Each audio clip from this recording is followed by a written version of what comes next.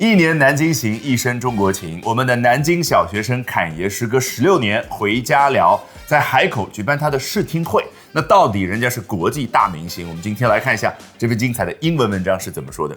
After an 18-month musical dry spell that left fans hanging, yeah, formerly Kanye West's Vultures rollout has been a dazzling artistic comeback, proving that good things come to those who wait.经过了18个月，在音乐方面的一次好像干涸期，你猜对了，这个 dry spell。但是你觉得很困惑，为什么 spell 又可以表达一段时间呢？因为英文当中有一种一词多义，是我之前一直反复讲的，实际上是假的一词多义。背后有个共同的所谓画面感，只不过被中文翻译成了一词多义。那另外一种呢，是真的叫一词多义，因为它原本就是多个不同的单词。这个词原本的拼写是 spelle， 不过经过了几百年，可能是印刷的错误，最终长得和拼写出某个单词的那个 spell 一模一样。那么这个 spelle 是什么意思呢？就是一段时间。那么 a dry spell 就是某一个地区经过了天气现象上的一段干涸期，不下雨。那么是不是很容易去表达一个人突然之间没有才华了？比如说某某 stand-up comedian is experiencing a dry spell， 最近这个人写不出段子啊。当然也可以表达像周老师这样，这么多年了，这个节目就是好像才思不枯竭嘛啊。Albert never experiences the dry spell, right? 什么事都喜欢往自己身上来。OK， 那么经过了18个月在音乐上的一次干涸期，而且是让很多的粉丝在那儿 hanging， 在那儿悬着，你觉得怎么样？就让粉丝在那儿苦苦的等待嘛。那么 Kanye West， 当然现在人家改的名字更洋气了啊，从洋气到更洋气，叫 Yeah。他这一次有一个巡回的表演叫 Vultures。那么这一系列的表演为什么叫 roll out 呢？来自于 roll out。这样的一个动词短语，你看啊，让一个东西像我们的中国的卷轴一样的去滚出来，就展开来，是不是可以表达我要推出一款产品？比如说华为 just rolled out this trifold smartphone， 它推出来了这样的一款3碟手机，那么这款手机就叫 a rollout。那么这个被推出来的一系列的这个演唱会也好，个人表演也好，当然也可以叫 rollout。到目前为止，这一次的 rollout 呢，是从艺术的角度来说，非常令人炫目的回归或者复出 ，proving that good things come to those who wait， 再次证明了好事会发生在那些有耐心的人身上。But the real cherry on top， 你看英文当中有一个说法叫 cherry on top of the sundae， 叫圣代冰激凌上面的那个小樱桃，也就是让整个冰激凌它的味道达到最佳顶点，或者我们中国人所说的锦上添花的那个玩意儿。你有没有发现？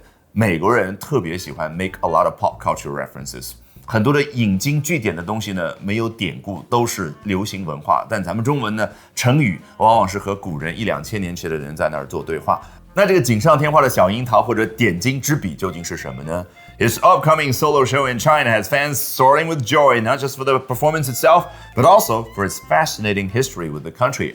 他接下来在中国要去举办的个人表演，已经让很多的粉丝心里面满怀着喜悦，飞翔在云端。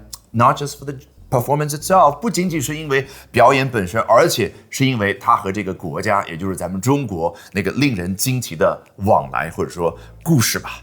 To stir the pot even more, Ye just dropped a blast from the past photo from his China days, turning heads and cranking up the hype for his Vulture solo show in Haikou。纯听是不是觉得难度太大了？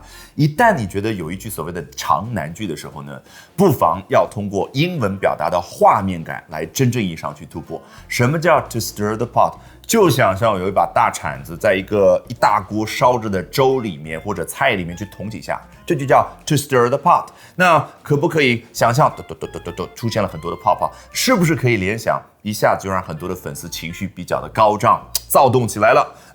为了达成这个目标，怎么样 ？Kanye West just dropped a blast from the past photo from his China days。一猜也知道，他就是上传了一张照片嘛，有一种重磅来袭的感觉，所以用的是 drop， 往下扔炸弹这个动词。那么 a blast 原本指的是炸弹爆炸的那个巨大的声音。但是呢，也可以用来去形容那个音响发出音乐的时候那个嘣嘣嘣嘣震动的声音。那什么叫 a blast from the past？ 来自于过去的一段让你觉得印象深刻的音乐的声音。当当当当当当当当当当当当当当当，你觉得怎么样？一下子就想到小时候看《西游记》的那个快乐的画面。所以这个 a blast from the past 不光可以表达那段音乐，也可以表达满满的回忆啊。所以 a blast from the past photo。不用周老师再解释了那么过去在中国的时候，这一张照片怎么样？效果 turning heads and cranking up the hype。turn heads 很简单，就让一个人的头这样转动。假设刘亦菲神仙小姐姐突然之间现在从周老师的这个办公室前走过，怎么样？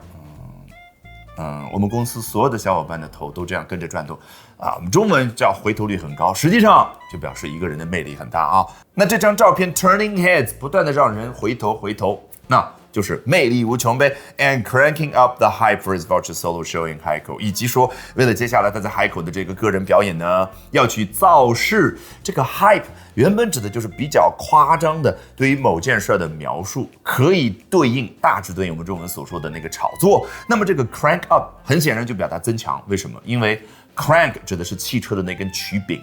你想想，美国所谓的车轮上的国家，它很多的表达都来自于汽车的使用方面。那么 crank 这个曲柄 up 往上走，就可以让汽车转动的速度越来越快，所以那种增强的感觉就已经跃然于纸上He shared a childhood pic on Instagram from his days in China when his mom was teaching at Nanjing University and captioned it simply with the bold back.他具体来说分享的是一个什么重磅炸弹儿时回忆的照片呢？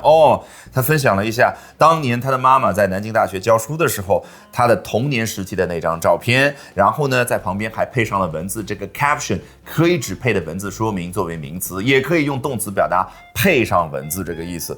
配的是 a bold back， 你猜什么叫 bold？ 原本可以指单个的字母，把它变成了粗体字或者一个单词粗体字。那这儿呢，指的是一个单词全部都是大写。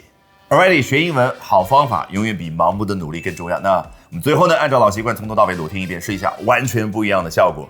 After an 18-month musical dry spell that left fans hanging, Yeah, formerly Kanye West's Vulture's rollout has been a dazzling artistic comeback.Proving that good things come to those who wait. But the real cherry on top? His upcoming solo show in China has fans soaring with joy, not just for the performance itself, but also for its fascinating history with the country. To stir the pot even more, Ye just dropped a blast from the past photo from his China days, turning heads and cracking up the hype for his Vulture solo show in Haikou.He shared a childhood pic on Instagram from his days in China when his mom was teaching at Nanjing University and captioned it simply with the bold back.